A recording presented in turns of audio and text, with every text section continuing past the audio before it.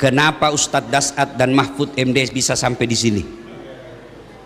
Saya mau jelaskan kenapa. Karena ada Pak Oso yang ngundang saya. Kalau ibu majelis taklim, seragamu aja belum lunas. Di Indonesia sama-sama kita rampok MBG. Katanya 19.000 seekor sapi tiap hari, tapi kita tidak pernah lihat sapi MBG. Setan.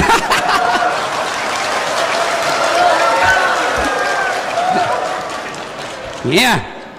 Di sini kau lempar saya di proyek jembatan, sama-sama kita tilap main selisih. Lain kali kita cerita itu.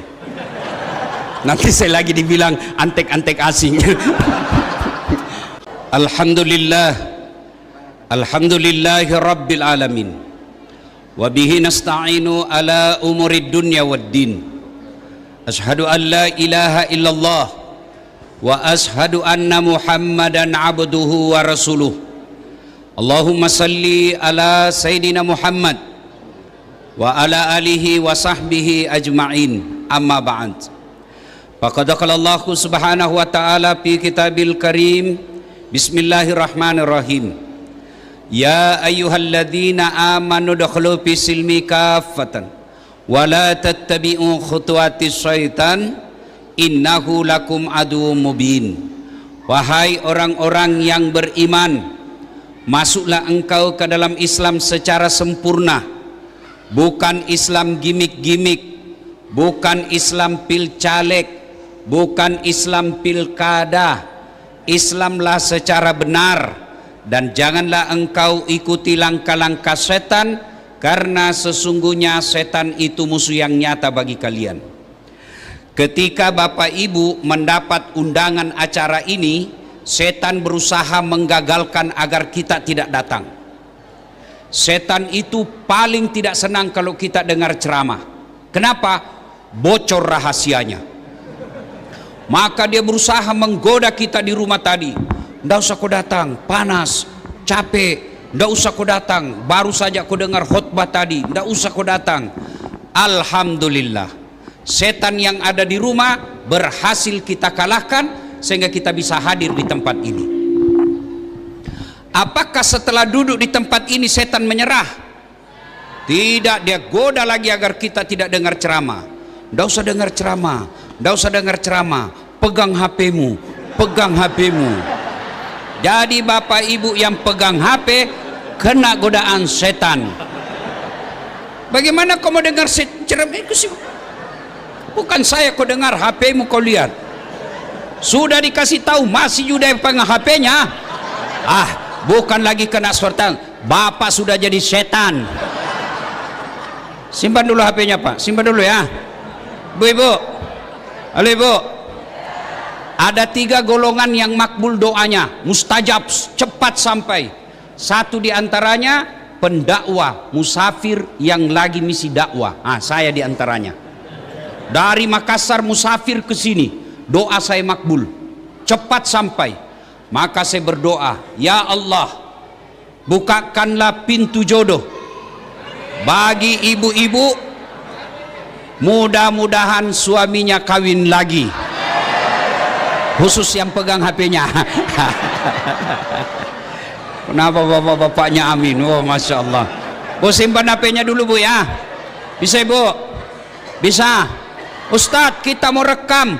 Kalau ibu rekam gambarnya kabur, suaranya bising.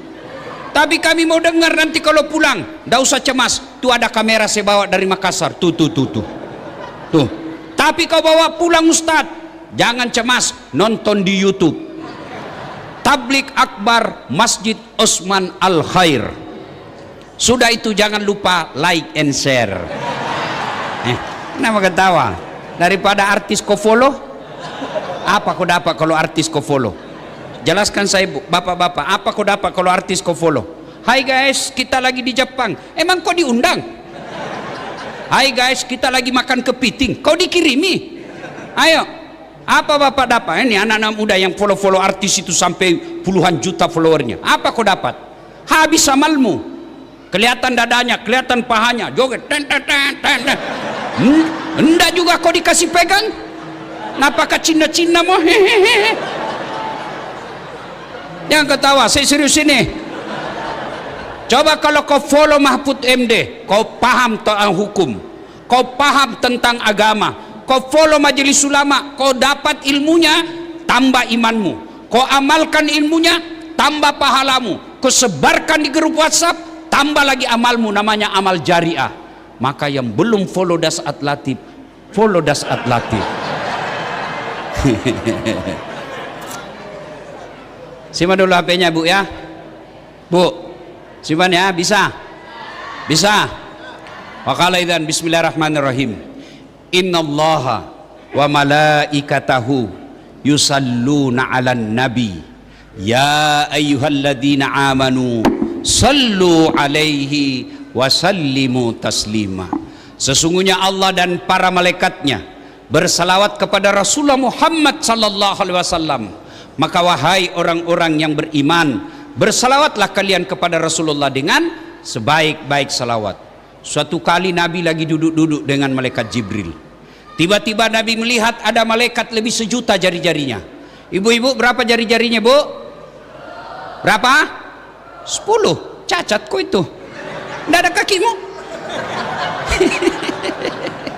20. Ini malaikat lebih sejuta jari-jarinya. Nabi kagum dan terpersona. Ya Rasul, ya Jibril, malaikat apa itu? Banyak betul jari-jarinya. Jibril menjawab, itu malaikat yang Allah tugaskan mencatat air ketika hujan. Lalu Nabi tanya malaikat itu, wahai malaikat, apa betul kau mampu mencatat air ketika hujan? Iya, ku catat yang jatuh di laut, ku catat yang jatuh di gunung, ku catat yang jatuh di darat. Tak setetes pun tidak aku catat, maka aku sibuk dengan jariku yang banyak ini. Lalu malaikat ini berkata, ya Muhammad, ada satu yang tak mampu aku catat. Kenapa? Jumlahnya lebih banyak daripada air hujan. Apa gerangan? Ketika umatmu berkumpul di satu tempat, seperti kita sekarang ini, lalu mereka bersalawat bareng-bareng kepadamu, aku tidak bisa mencatat betapa banyak pahala yang Allah turunkan di tempat itu. Ini rahasia, Pak, jangan sampaikan yang tidak datang. Ibu-ibu, ini rahasia. Bu, orang masuk surga bukan karena tidak ada dosa. Pahamkan baik-baik. Orang masuk surga bukan karena tidak ada dosa. Kalau orang masuk surga karena tidak ada dosa, tidak ada isinya surga kecuali Nabi Muhammad SAW. Mana ada manusia yang tidak ada dosanya? Ayo, mana di sini tidak ada dosanya? Ini. Muka-muka penuh dosa juga ini. Ayo, mana yang tidak ada dosanya? Ini yang ceramah. Banyak juga dosa saya, Pak. Apalagi kalau saya pergi jogging, habis amal saya. Sebelah kanan ketek, sebelah kiri dada, dari belakang pantat. Dia bilang mahasiswaku, kenapa kau lihat Ustaz? Pasti dilihat, barang bagus. Mana ada orang tidak ada dosanya? Jangankan kita, sampean sedulur-sedulur, kurang apa mulianya para nabi? Apa pakai sampean pikir nabi tidak ada dosanya? Nabi pertama, Nabi Adam, ada dosanya. Apa dosanya? Makan buah khuldi.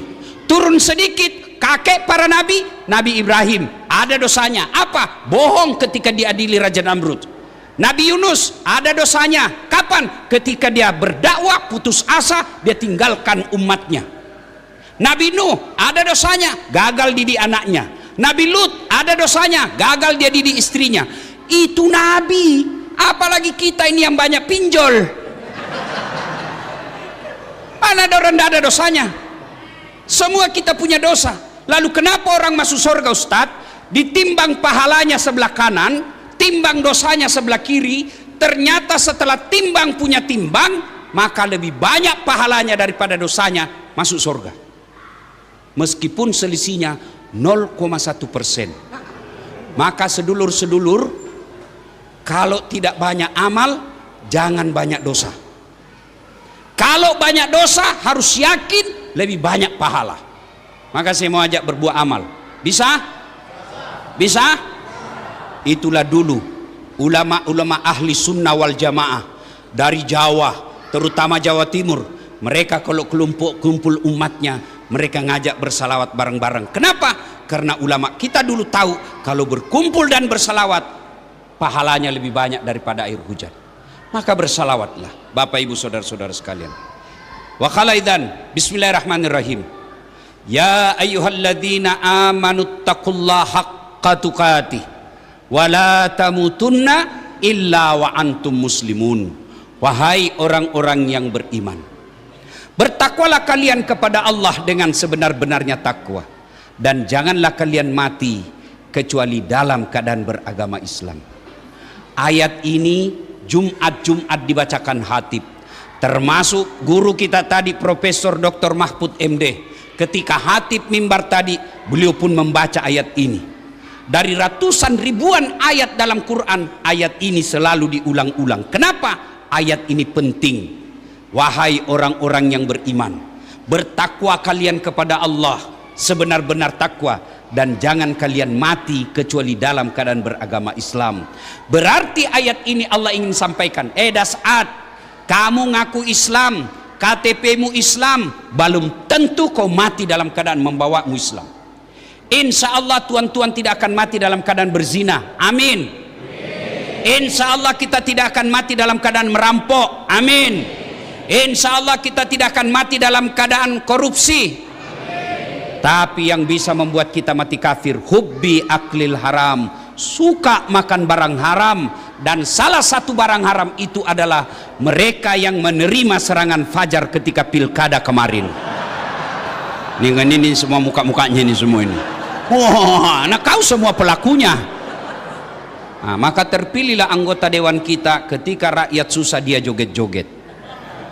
Terpilihlah pemimpin kita ketika kita susah mereka tidak peduli dengan kita. Apa yang dia pikir? Saya sudah kasih kau 300.000. Maka yang lalu biarlah berlalu. 2029 ke depan jangan lagi terima serangan fajar. Bisa? Bisa? Serius bisa? Dengarlah janji hambamu ya Allah. Mereka nanti yang masih terima serangan fajar, buat hidupnya menderita lahir batin. Hampa. Bapak Ibu saudara-saudara sekalian yang terhormat, guru saya Profesor Dr. Mahfud MD, tokoh nasional, cerdas dan berani. Biar cerdas kalau penakut tidak ada gunanya. Ini beliau cerdas, berani, kurang lebih sama orang Bugis. Beliau orang Madura, cuma sayangnya orang Madura takut sama istrinya. Kalau kami orang Bugis tidak ada takut sama istri, cuma istri kami lebih berani daripada. Yang kita hormati Bapak Bupati Kayong Utara, yang kita hormati Wakil Bupati, beliau ini orang hebat, bisa mewakili bupati, sementara bupati tidak bisa mewakili beliau. Alhamdulillah. Siapa lagi yang kita hormati? Yang kita hormati Sahibul Bait, mewakili ayahanda beliau, Adinda Raja Sabta Oktahari beserta adinda beliau, adiknya. Ibu, saya tanya dulu Ibu, kenapa Ustadz Das'ad dan Mahfud MD bisa sampai di sini? Saya mau jelaskan. Kenapa? Karena ada Pak Oso yang ngundang saya. Kalau Ibu majelis taklim, seragamu aja belum lunas. Maka inilah pentingnya ada orang kaya di kampung. Tapi biar kaya kalau pelit tidak ada gunanya. Alhamdulillah keluarga besar Bapak Osman Sabta Odang kaya, populer, dermawan. Alhamdulillah, kita doakan panjang umur. Mana lagi yang mau dihormati? Mantan bupati. Mana lagi? Ketua Majelis Ulama Indonesia. Mana lagi? Rektor insya Allah. UIN. Semua deh, semua. Waktu habis. Ya. Ibu-ibu, Ibrahim alaihissalam kaya Bu, tapi hebatnya apa itu? Apa itu? Oh, drone. Oh, biasalah itu, Bu. Ya, untung bukan gigi kita yang jatuh. Pak, Bu, Ibrahim alaihissalam ini kaya.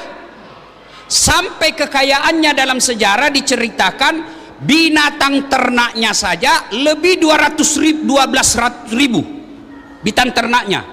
Tapi hebatnya kaya galau, kaya gelisah. Apa gelisahnya? Jangan sampai ini harta yang saya miliki menguasai hati saya sehingga saya tidak bisa terlepas dari hartaku. Dia sengsara pikirannya, Pak. Cemas. Kenapa cemas? Jangan sampai ini harta lebih saya cintai daripada Allah. Kalau kita, Pak, sengsara karena tidak ada harta.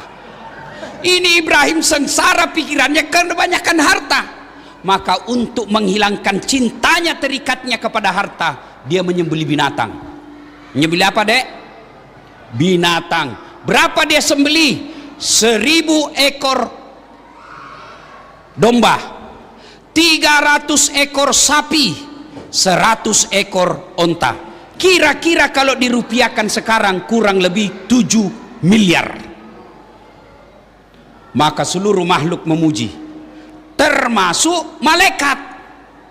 Kira-kira bahasanya begini kalau di Makassar, jago kok Ibrahim, luar biasa kok, banyak sekali kok potong binatang. Apa Nabi bilang Ibrahim? Ini kecil, ini binatang. Coba ada anakku juga saya potong. Kenapa? Waktu itu tidak ada anaknya. Beginilah biasanya bahasanya caleg.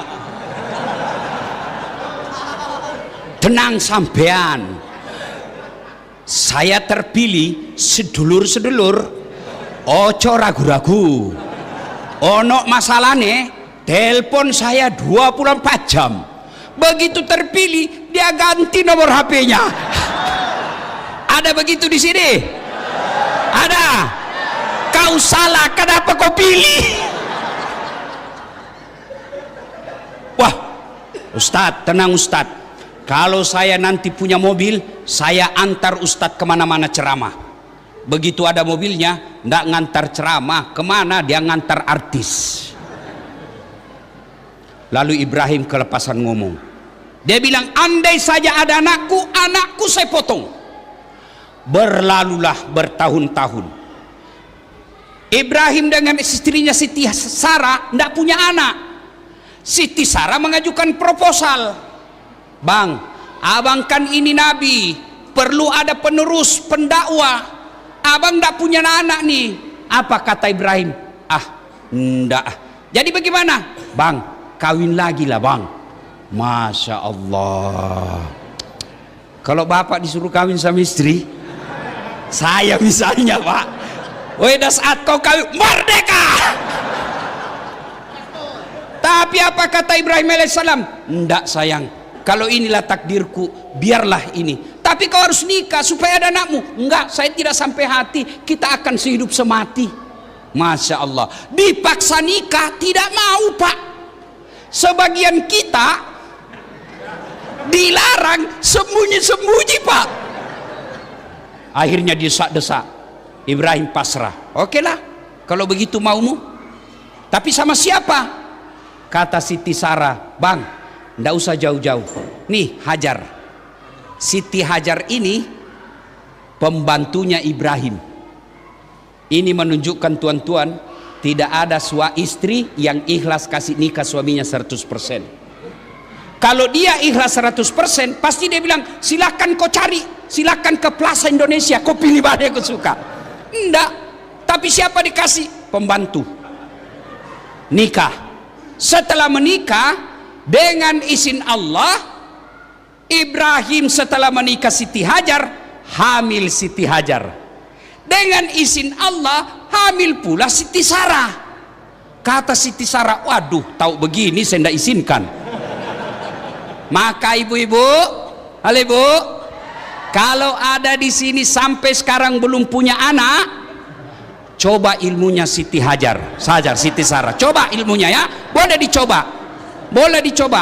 Akhirnya setelah punya anak, Siti Hajar, Siti Sarah tidak mau terima.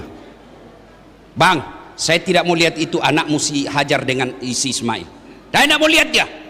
Kata Ibrahim, bagaimana caranya? Kamu kan yang paksa saya nikah. Saya tidak mau, pokoknya saya tidak mau. Ilmu bapak-bapak nih. Dengar Pak, kalau istri sudah bilang pokoknya, jangan ajak ngomong. Sudah hilang itu akal sehatnya Pak. Kalau dia bilang pokoknya, lebih bapak tinggalkan. Tidak masuk akal sudah ini. Ras terkuat di bumi ini Pak. Akhirnya apa? Allah perintahkan, daripada kau gaduh, Ibrahim, tinggalkan Palestina, yang sekarang namanya Palestina, kau jalan saja. Kemana ya Allah? Pokoknya kau jalan. Nanti saya tunjukkan kau sampai di mana. Jalanlah Ibrahim, anaknya Ibrahim dengan Siti Hajar, namanya Ismail alaihissalam. Inilah keturunannya orang Islam. Ibrahim alaihissalam dengan istrinya Siti Sarah, lahir anaknya namanya Ishak alaihissalam. Inilah keturunan orang Yahudi. Jadi kita dengan Yahudi sebenarnya satu keturunan kakek, cuma Yahudi kurang ngajar.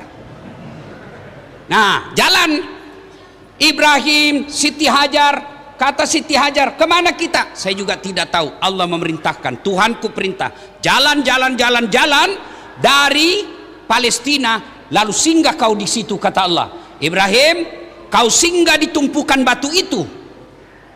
Tumpukan batu itulah sekarang Pak namanya Ka'bah. Setelah singgah, lalu Allah perintahkan, Ibrahim, sampai tujuanmu, balik lagi kamu ke kampung asalmu. Untuk apa ya Allah? Pokoknya kau balik.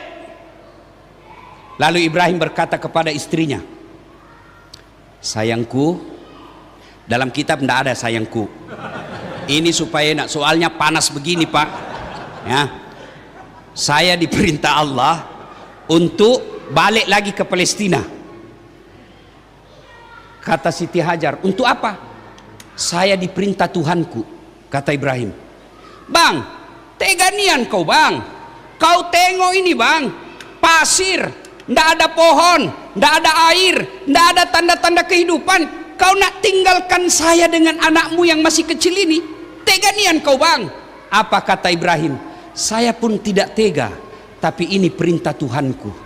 Lalu Siti Hajar berkata, bang, kalau ini perintah Tuhan, don't worry, be happy. Tidak ada dalam kitab ini, tidak ada. Ini bahasa dasar aja ini ya, supaya gaya-gaya sedikit ya kan. Jangan cebas bang, silakan jokkani launi daeng. Ada Bugis di sini? Ada Bugis? Coba angkat tangan orang Bugis. Masya Allah, kemana-mana saya ceramah selalu ramai orang Bugis. Saya pergi ke Sabah Sarawak, Malaysia, banyak orang Bugis. Saya pergi ke Singapura, ada Bugis Street. Saya pergi ke Cape Town, ada juga orang Bugis. Saya pergi ke Riau, banyak juga orang Bugis. Saya sampai lagi di sini, banyak lagi orang Bugis. Begitu saya masuk penjara, banyak juga orang Bugis. Jago ini orang Bugis Pak. Ya, akhirnya kata Siti Hajar, daeng, kalau ini perintah Tuhan, silahkan berangkat. Tidak usah cemaskan saya akan urus anakku. Berangkatlah Ibrahim alaihissalam ke Palestina. Siti Hajar, anaknya menangis Ismail. Kenapa? Kehausan di tengah padang pasir. Siti Hajar tidak putus asa. Dia berikhtiar, dia bekerja. Caranya apa? Dia kejar air. Ibu-ibu pernah berdiri di tengah jalan raya, aspal, lalu kita tengok jauh di tengah matahari, panas terik begini, biasa ada air kan kelihatan? Ya, itu bahasa Indonesianya fata morgana. Siti Hajar lihat, wih air, dia kejar sampai tidak ada, dia kejar lagi. Itulah sekarang dalam ritual haji namanya sa'i, perjalanan lari-lari kecil antara Safa dan Marwah. Ternyata berulang sekarang di 2026. Fata morgana yang dilihat oleh Siti Hajar waktu itu sekarang lebih modern, namanya hoax. Apa namanya? Hoax, berita bohong, hoax. Dan kalau Siti Hajar lari namanya SAI, kalau kita sekarang namanya AI. Orang bule bilang AI. Itulah AI. Palsu, dan saya selalu jadi korbannya. Muka-muka saya, wajah-wajah saya, video-video saya, suara-suara saya, tapi narasinya jual obat kuat. Waduh, menghina ini. Saya masih kuat. Saya japri itu yang punya akun di Facebook. Saya tuntut kau, hapus itu. Istri saya yang pertama lihat, dia bilang menghina. Ustadz kan masih kuat. Saya masih kuat, Prof. Masih bisa 5 kali satu hari, Pak. Nah, salah paham lagi nih, Pak. 5 kali ceramah maksud saya. Akhirnya lari-lari kecil, itulah SAI sekarang. Lari lagi, tidak dapat. Pasrah Siti Hajar. Ya Allah, bantu kami, selamatkan saya dan anakku. Allah terpersona dan memerintahkan Jibril, kau turun bantu Siti Hajar, hentakkan kakinya Ismail di pasir.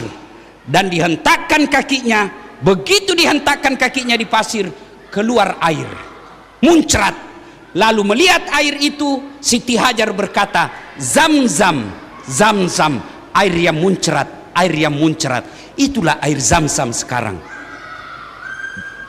Saya doakan yang belum minum air Zam-zam, mudah-mudahan Allah berikan kemampuan, kesempatan untuk meminum air Zam-zam di sumbernya. Amin.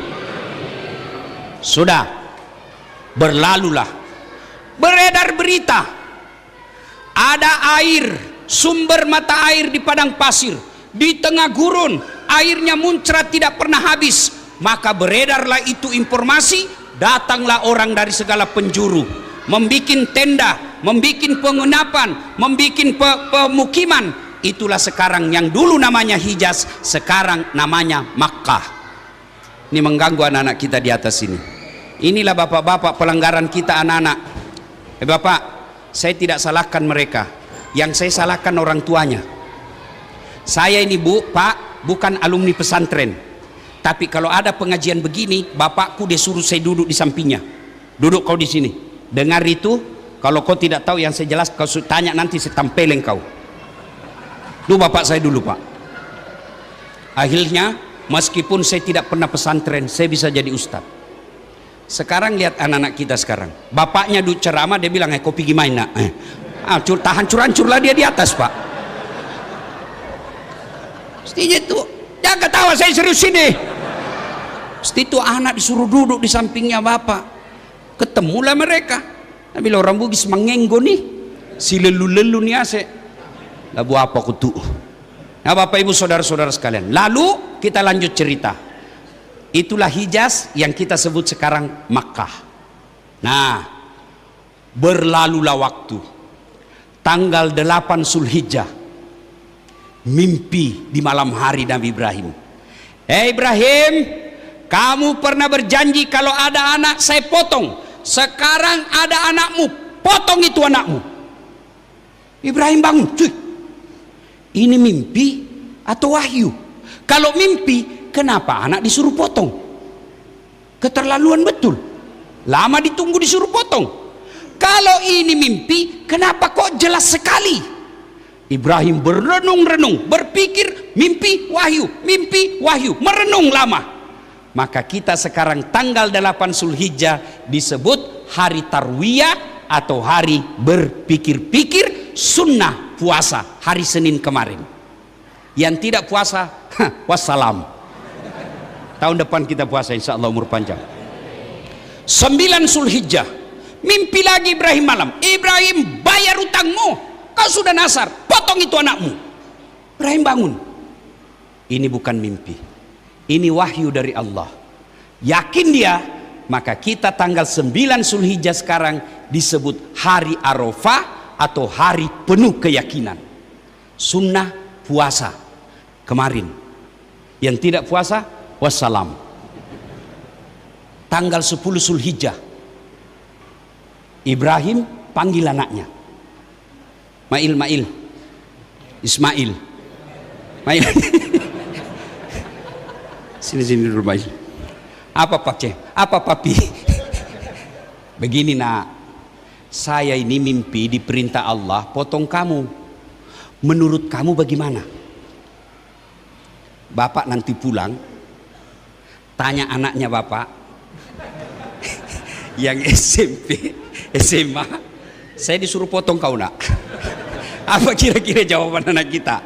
Ah, kenapa saya? Atau ku aja yang sudah tua, sudah mau mati itu dia. Itu anak pintar, tapi tidak soleh. Maka Ibrahim mintanya bukan anak pintar. Apa doanya Ibrahim? Allahumma rabbi habli minas salihin. Ya Allah, berikan hamba anak yang soleh, bukan anak yang pintar, anak yang soleh. Bayangkan apa jawaban anaknya. Pak, kalau anak kita suruh potong, kalau anak 5 pak, kita punya anak 5, suruh potong, cari yang mana beleng-beleng. Nah ini beleng-beleng, ini potong dia ini. Satu pak disuruh potong. Ibrahim ajak diskusi anaknya. Apa jawaban anaknya? Pak, kalau ini perintah Allah, jangan cemaskan saya. Kalau ini perintah Allah, jangan ragu, laksanakan. Insya Allah Bapak akan mendapati saya anak yang sabar. Lalu dia kata Ismail, tapi ada permintaan saya Pak sebelum eksekusi. Apa itu? Satu, Bapak tutup matanya. Kenapa? Karena kalau Bapak tengok saya, Bapak tidak tega. Yang kedua, Bapak tolong pakai pisau parang yang paling tajam supaya satu kali tebas saya tidak lama menderita. Ini etika para penyembelih binatang besok. Jangan pakai tumpul Pak, menderita itu binatang. Apalagi kalau Bapak sembelih bebek. Oh salah leher Pak, lari tuh bebek Pak. Jadi cara menyembelih leher bebek itu bukan di sini Pak, tapi di paling ujung. Kalau dia di tengah, lari tuh. Begitu juga ayam. Sudah. Apalagi nak? Yang ketiga, tolong ikat tangan dan kakiku Pak. Kenapa? Supaya saya tidak meronta-ronta kesakitan. Yang keempat Pak, bajuku ini jangan kena darah. Supaya apa? Ibuku tidak melihatnya. Yang kelima, Pak, kalau saya sudah meninggal, jangan ada anak-anak seumuranku lewat depan rumah saya, supaya ibuku tidak mengenang lagi saya. Oke, pergi. Tanggal 10 Zulhijjah itulah kita sekarang dengar dengan nama hari An-Nahar atau hari melaksanakan janji, dan juga sunnah puasa. Puasanya tidak sampai maghrib seperti tadi. Malam kita niat puasa, besoknya selesai Idul Kurban, Lebaran, pulang ke rumah makan. Itu bedanya Idul Fitri. Kalau Idul Fitri sunnah makan dulu baru pergi Idul Fitri. Kalau Idul Kurban jangan makan, selesai Idul Kurban baru makan, sama nilainya 1 hari puasa. Yang tidak lakukan tadi, wassalam. Tahun depan kita tunggu, ya kan? Nah sudah, jalanlah Ibrahim ke istrinya. Hajar, ya bang, tolong komandi anakmu baik-baik, kasih baju yang baru, kasih parfum, sisir yang rapi. Kenapa bang? Saya mau bawa jalan-jalan. Oke bang. 10 Zulhijjah pergilah Ibrahim bersama anaknya. Begitu jalan Ibrahim dengan anaknya, setan kepanasan. Wah, Ibrahim betul-betul dia laksanakan perintah Tuhan. Dia datang bujuk. Baim, Ibrahim, bukan yang artis. Ibrahim, kau balik lengok anakmu. Puluhan tahun kau harap, lagi lucu-lucunya. Masa kau mau potong? Tuhan apa itu Tuhanmu? Mendengar ini, Ibrahim ambil batu Pak. Setan kau ya, jangan banyak bicara situ.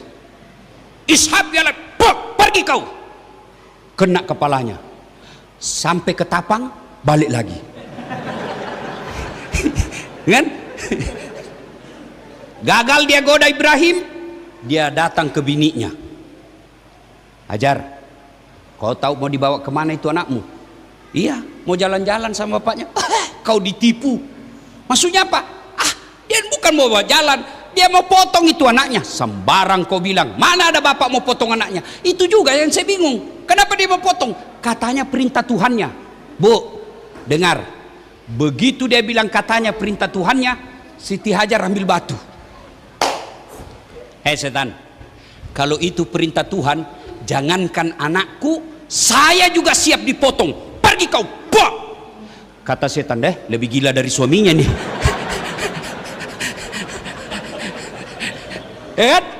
Gagal. Apa setan menyerah? Tidak pak. Sampai lagi di apa itu nih? Saya lupa nama kabupatennya tadi, dikasih tahu saya pak. Balik lagi pak. Mail lagi dia goda. Ismail, Kayong Utara. Mas Ismail, Mais, apa? Kau tahu mau dibawa kemana? Ismail tidak bicara pak, dia ambil batu. Jangan banyak bicara satu. Ismail, pak, kena matanya sebelah kanan. Itu melempar sekarang dalam ritual haji disebut melempar 3 jumroh. Setan besar, setan tengah, setan kecil. Usta, Uqabah, Ula. Kalau dulu yang kita lempar tugu seperti ini, bulat, jadi susah kenanya. Sekarang dinding. Jadi adik-adik yang belajar sunnah, yang selalu mengatakan bid'ah tidak ada pada zaman Nabi, maka dinding melempar jumroh itu bid'ah. Kenapa? Tidak ada pada zaman Nabi. Itu bid'ah, itu tidak ada pada zaman Nabi. Dan kalian yang selalu bilang tidak ada pada zaman Nabi, kalau ustadzmu khutbah pakai bahasa Indonesia, bid'ah. Kenapa? Nabi tidak pernah khutbah pakai bahasa Melayu. Maka yang baik, silakan kau laksanakan apa yang kamu yakini, tanpa kau tuduh orang tidak sunnah. Saya selalu jadi korban. Dibilang ustadz stand up. Apa kau maulid katanya memelihara sunnah, kau tidak pelihara sunnah. Saya bilang, kenapa kau tuduh saya tidak pelihara sunnah? Buktinya kau tidak punya jenggot. Ya mau diapa kalau tidak mau tumbuh?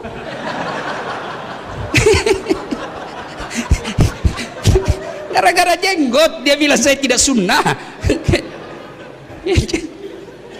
Sudah. Melempar 3 jumroh itulah kejadian waktu Ibrahim mau gerek anaknya. Ada jamaah haji pak dari Indonesia. Dia ambil batu, dia sudah lihat itu, inilah setan yang selalu menggoda saya. Bismillah, Allahu Akbar. Kembali itu batu pak, melentingkan dinding, melenting, hampir kena kepalanya. Penasaran dia pungut itu batu. Begitu dilihat ada tulisan, sesama setan dilarang saling melempar. Dia bilang, di sini kau lempar saya, di Indonesia kita sama-sama mencuri MBG. Di sini kau lempar saya, di Indonesia sama-sama kita rampok MBG. Katanya 19.000 seekor sapi tiap hari, tapi kita tidak pernah lihat sapi di MBG. Setan.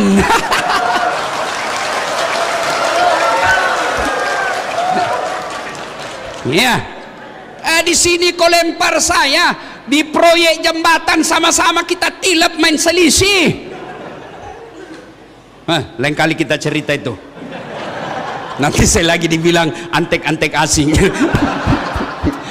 Oh, saudara-saudara sekalian ya, sudah. Lempar 3 jumroh, selesai. Bawalah anaknya.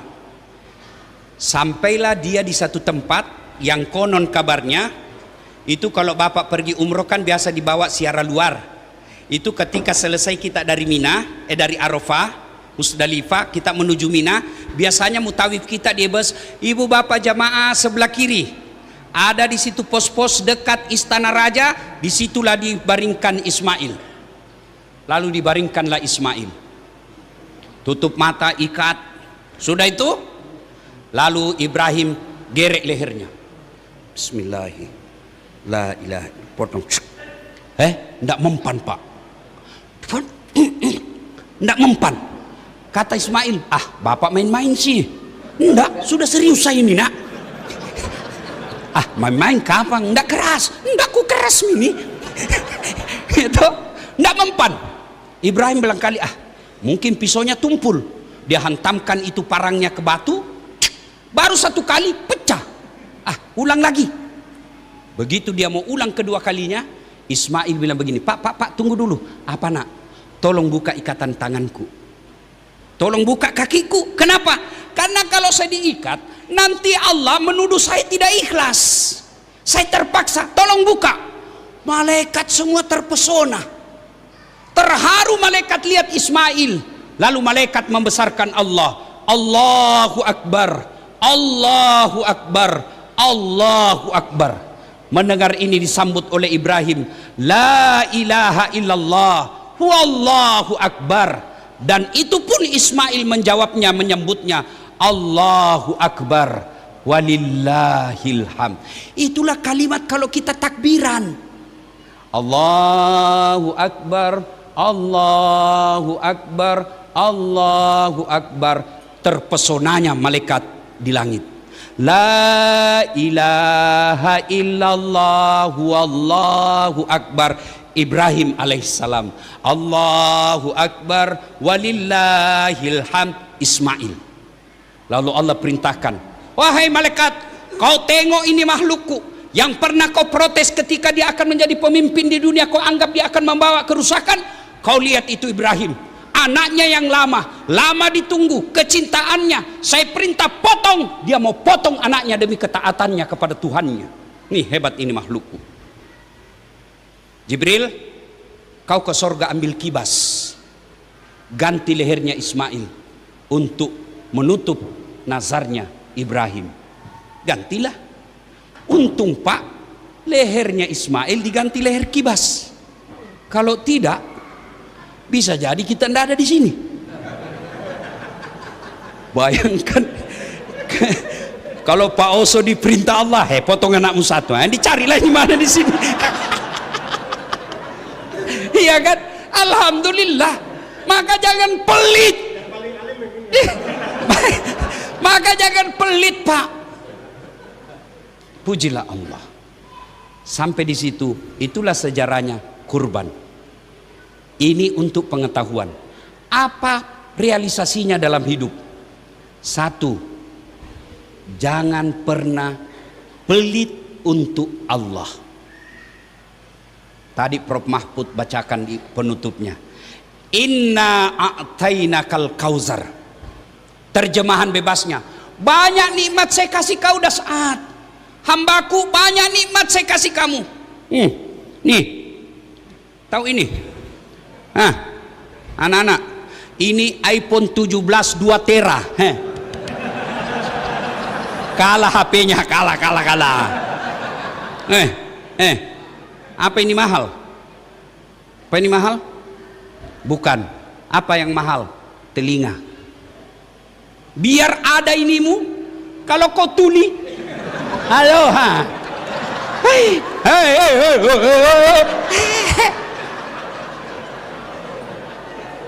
Iya, berarti bukan handphone yang mahal. Apa yang mahal? Telinga. Allah kasih kau gratis.